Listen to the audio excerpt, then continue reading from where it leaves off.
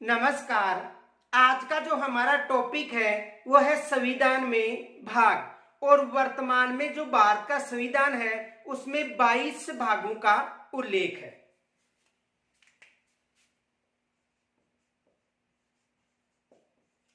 संविधान में 22 भागों का उल्लेख है। जो भारत का जो संविधान है उसमें कितने भागों का उल्लेख है? 22 भागों का। कहने का मतलब है कि वर्तमान की बात करें तो वर्तमान में कितने भाग हैं? 22 भाग। यानी भारतीय संविधान में वर्तमान में कितने भाग हैं? 22 भाग हैं।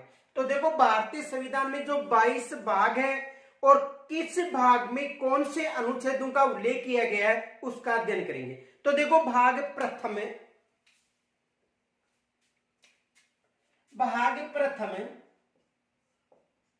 और भाग प्रथम है, इसमें संघ और उसका राज्य क्षेत्र का उल्लेख है। भाग प्रथम में संघ व उसके राज्य क्षेत्रों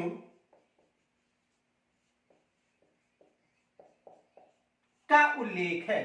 यानी देखो जो भाग प्रथम है इसमें संघ व उसके जो राज्य क्षेत्र है इनका उल्लेख है और अनुच्छेद है 1 से लेकर 4 तक। जो अनुच्छेद है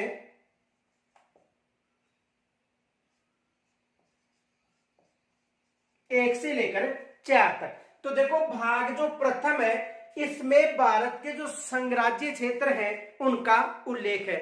भारत में जो संघीय क्षेत्र है, राज्य क्षेत्र है, इनका जो उल्लेख है वो किस भाग में मिलता है? भाग प्रथम में मिलता है।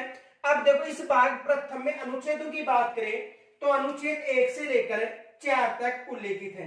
अब देखो एग्जाम में प्रश्न बनता है किस अनुच्छेद में संघ व राज्य क्षेत्र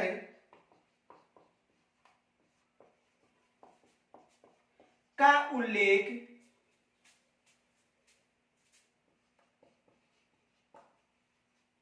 मिलता है। ये एग्जाम में प्रश्न बनता है देखो कि किस अनुच्छेद में संघ व उसके जो राज्य क्षेत्र है इनका उल्लेख मिलता है।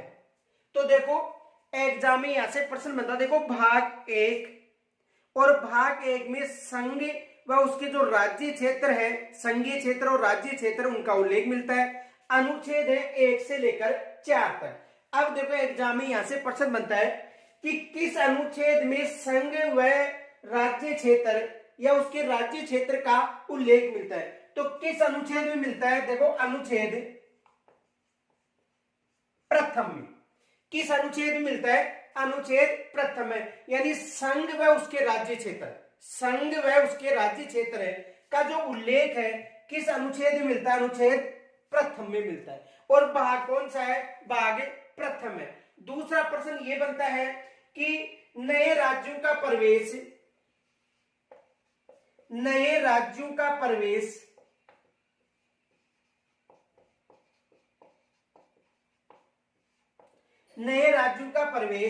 का उल्लेख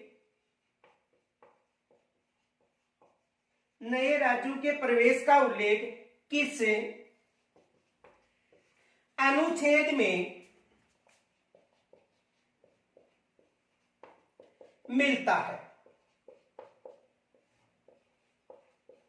नए राज्यों का प्रवेश किस अनुच्छेद में मिलता है? तो एग्जाम में यहां से भी प्रश्न बनता है। तो देखो नए राज्यों का प्रवेश का जो उल्लेख है वो किस अनुच्छेद में मिलता है? अनुच्छेद 2 में। अनुच्छेद 2 में। यानी अनुच्छेद 2 में नए राज्यों का प्रवेश का उल्लेख मिलता है। यह एग्जाम में ऐसा भी प्रश्न बन सकता है कि 29वें राज्य के रूप में, लेकिन वर्तमान में कितने राज्य हैं? 28 राज्य। क्योंकि स्थापना के समय कौन सा राज्य था? 29वां राज्य। और जो जम्मू कश्मीर थे उसको केंद्र शासित प्रदेश, 2 केंद्र शासित प्रदेश जम्मू कश्मीर और लद्दाख बनाने के बाद में वर्तमान में भारत में 28 राज्य हैं। तो एग्जाम में प्रश्न बन सकता है कि 29वें राज्य के रूप में, वर्तमान में कितने राज्य हैं 28, लेकिन 29वें राज्य के रूप में तेलंगाना का जो निर्माण हुआ था वो किस भाग में उल्लेखित है? तो तेलंगाना का जो निर्माण हुआ था वो किस भाग में उल्लेखित माना जाता है? भाग 1 में। और यदि अनुच्छेद की बात करें तो अनुच्छेद कौन सा आएगा? यानी अनुच्छेद 2 में। तो देखो यहां से भी एग्जाम में प्रश्न बन सकता है, या दूसरा प्रश्न यह बन सकता है कि नए राज्यों का निर्माण या उसकी सीमा में परिवर्तन का उल्लेख किस अनुच्छेद में मिलता है? देखो दूसरा प्रश्न यह भी बन सकता है, नए राज्य का निर्माण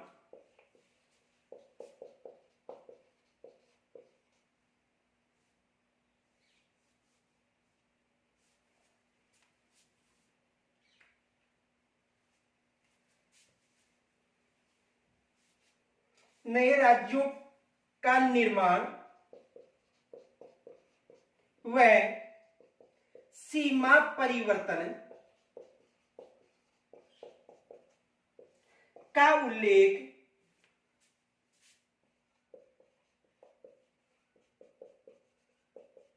किस अनुच्छेद में मिलता है? यह भी एग्जाम में प्रश्न बन सकता है कि नए राज्यों का निर्माण और उसमें जो सीमा संबंधी परिवर्तन है कि किसी राज्य की सीमा में परिवर्तन कर दिया जाता है, तो इसका जो उल्लेख है किस अनुच्छेद में मिलता है? अनुच्छेद 3 में। किस अनुच्छेद में मिलता है? अनुच्छेद 3 में। तो ये इस यानी भाग 1 से प्रश्न बन सकते हैं। देखो भाग 1 में संघ उसका राज्य क्षेत्रों का उल्लेख है कि इसमें देखो किस अनुच्छेद में संघ व राज्य क्षेत्र का उल्लेख मिलता है? अनुच्छेद 1 में मिलता है। नए राज्यों का प्रवेश का उल्लेख किस अनुच्छेद में? 2 में। नए राज्यों का निर्माण और सीमा परिवर्तन संबंधी उल्लेख किस अनुच्छेद में मिलता है? अनुच्छेद 3 में। तो यहां से ये प्रश्न बन सकते हैं। तो यहां तक स्क्रीन छोड़ लीजिए पहले।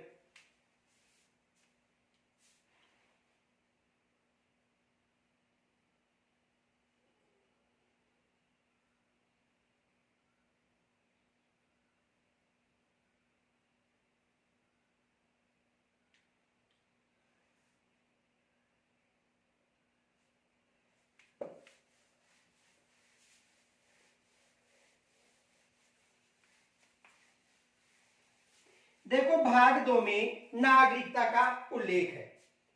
भाग 2 नागरिकता।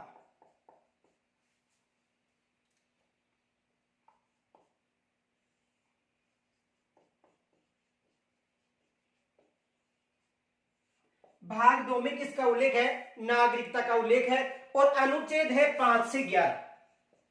5 से 11 तक जो अनुच्छेद है इसमें किसका उल्लेख मिलता है? नागरिकता का उल्लेख मिलता है।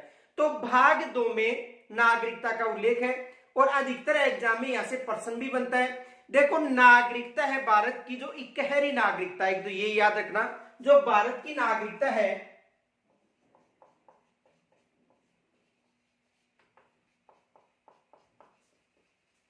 जो भारत की नागरिकता है इकहरी नागरिकता है।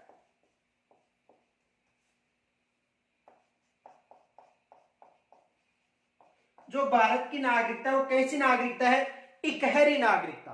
एक तो ये प्रश्न बनता है कि जो भारत की नागरिकता है वो कैसी नागरिकता है? इकहरी नागरिकता। और जो भारत में जो नागरिकता का जो प्रारूप ग्रहण किया गया था वो किस देश से ग्रहण किया गया था? तो भारत में जो नागरिकता का जो प्रारूप था वो किस देश से ग्रहण किया गया था? ब्रिटेन से। भारत में जो इकहरी नागरिकता का जो प्रारूप ग्रहण किया गया है वो किस देश से ग्रहण किया गया था? ब्रिटेन से। तो देखो ये जो इकहरी नागरिकता का जो प्रारूप था वो किस देश से ग्रहण किया गया था? ब्रिटेन से। ये भी एग्जाम में प्रश्न बनता है कि भारत में नागरिकता कैसी है? इकहरी नागरिकता है। और जो नागरिकता का जो प्रारूप था वो किस देश से ग्रहण किया गया था? तो नागरिकता का जो प्रारूप था वो ब्रिटेन से ग्रहण किया गया था। नागरिकता का जो उल्लेख है वो किस अनुच्छेद मिलता है? अनुच्छेद 5 से लेकर 11 तक। अब देखो यहां से प्रश्न क्या बन सकते हैं कि पाकिस्तान से भारत आने वाले, यानी भारत पाकिस्तान का जब विभाजन हुआ था उस समय पाकिस्तान से भारत आने वाले नागरिकों का जो नागरिक है उनका जो उल्लेख है किस अनुच्छेद में मिलता है। या भारत से पाकिस्तान जाने वाले या बाहर जाने वाले जो नागरिक हैं उनकी नागरिकता का उल्लेख किस अनुच्छेद में मिलता है। ये दो प्रश्न बनते हैं। तो देखो भारत में नागरिकता कैसे, गहरी नागरिकता बतानी है और किस देश से ग्रहण की गई है, ब्रिटेन से। अब देखो यहां से प्रश्न क्या बन सकता है,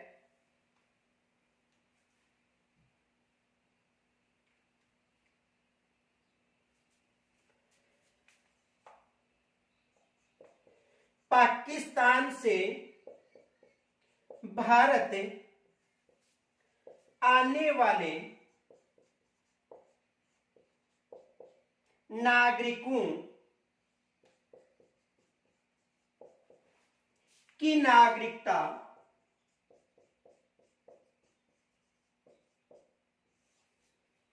का उल्लेख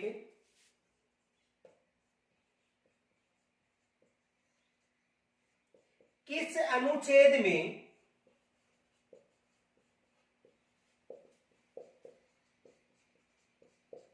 मिलता है। देखो भारत पाकिस्तान से भारत आने वाले जो नागरिक हैं उसका जो उल्लेख है वो किस अनुच्छेद में मिलता है। तो भारत से पाकिस्तान से भारत आने वाले जो नागरिक हैं उनका जो उल्लेख है वो किस अनुच्छेद में मिलता है। तो किस अनुच्छेद में मिलता है, अनुच्छेद 6 में। किस अनुच्छेद मिलता है, अनुच्छेद 6 में। तो पाकिस्तान से भारत आने वाले जो नागरिक हैं उनकी जो नागरिकता का उल्लेख है किस अनुच्छेद में उल्लेख मिलता है, तो अनुच्छेद 6 में। यहां से एग्जाम में RS प्री में प्रश्न आया हुआ है कि पाकिस्तान से भारत आने वाले जो नागरिक हैं उनकी नागरिकता का उल्लेख किस अनुच्छेद में मिलता है। और ये जो पंचायती राज के द्वारा जो शिक्षक भर्ती की जो परीक्षा होती थी उसमें यहां से भी प्रश्न बना हुआ है कि नागरिकता का उल्लेख किस भाग में मिलता है। तो किस भाग में मिलता है, भाग 2 में, अनुच्छेद 5 से लेकर 11 तक। तो देखो ये प्रश्न बन सकता है पाकिस्तान से भारत आने वाले जो नागरिक हैं उनकी नागरिकता का उल्लेख किस अनुच्छेद में मिलता है, अनुच्छेद 6 में मिलता है। तो यहां तक स्क्रीन छोड़ लीजिए पहले।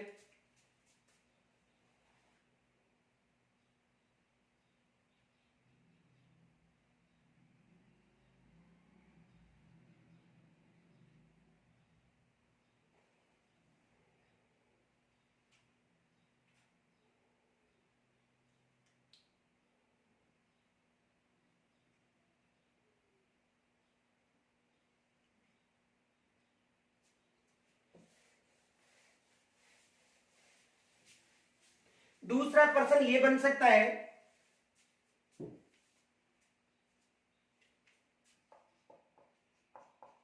नागरिकता का अधिकार बना रहना, यानी नागरिकता का अधिकार बना रहना का उल्लेख किस अनुच्छेद में मिलता है। देखो यानी नागरिकता का जो अधिकार बना रहना, नागरिकता का अधिकार बना रहना का उल्लेख किस अनुच्छेद में मिलता है। तो देखो नागरिकता का जो बना रहना जो अधिकार है वो किस अनुच्छेद में मिलता है, अनुच्छेद 10 में। किस अनुच्छेद में मिलता है, अनुच्छेद 10 में। और आपको कमेंट्स के द्वारा एक प्रश्न है उसका जवाब देना है। प्रश्न ये आ सकता है, भारत से पाकिस्तान या बाहर पाकिस्तान जाने वाले नागरिकों का उल्लेख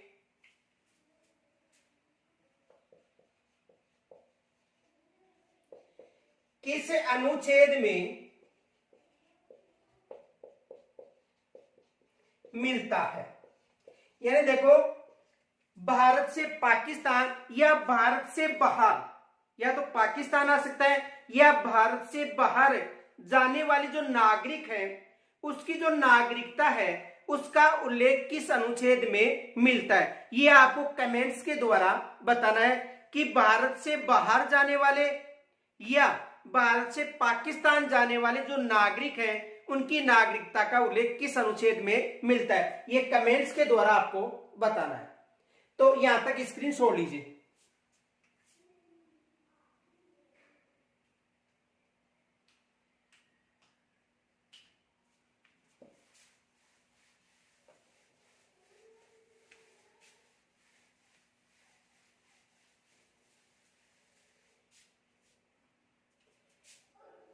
देखो, भाग 3 और भाग 3 में जो मूल अधिकार है उनका उल्लेख है। भाग 3 में किसका उल्लेख है? मूल अधिकारों का।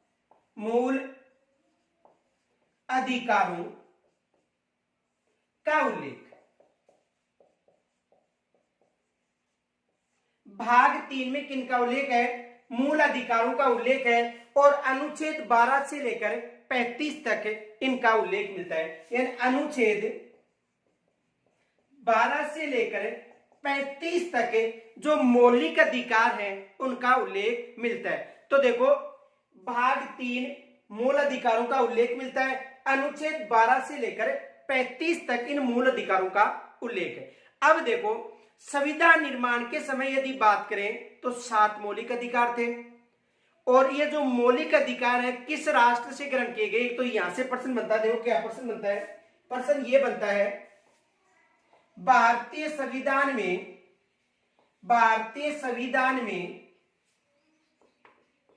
मूल अधिकारों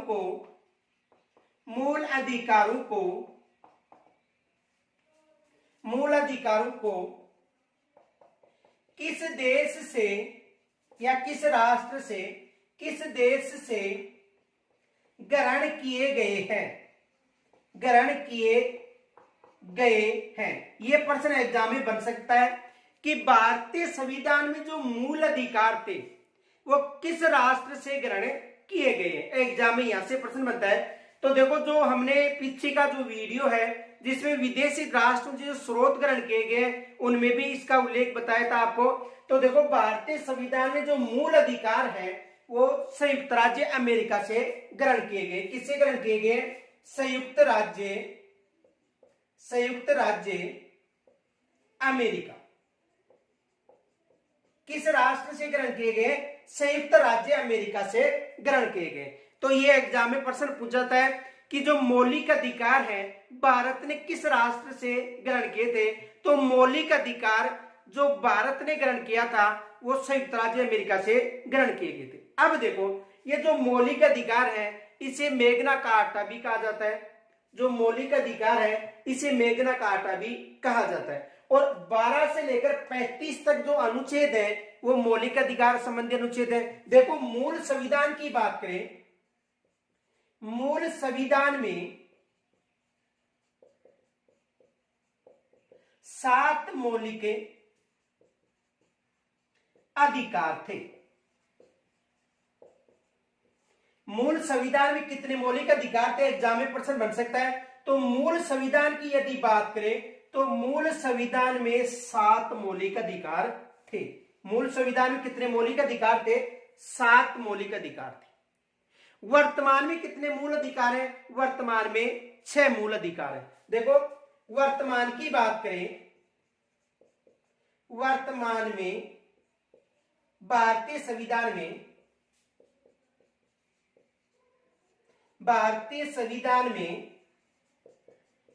6 मौलिक अधिकार हैं। वर्तमान की बात करें तो वर्तमान में जो भारतीय संविधान है इसमें 6 मौलिक अधिकार हैं। देखो, 6वां जो मौलिक अधिकार था संपत्ति का मूल अधिकार और अनुच्छेद 31, उसको वर्तमान में एक कानूनी मूल अधिकार बना दिया गया। तो वर्तमान में उसे कानूनी मूल अधिकार बना दिया गया है क्योंकि जो संपत्ति है यदि उसे अपने पास सुरक्षित रखा जाएगा तो कल्याणकारी राज्य का विकास नहीं हो पाएगा।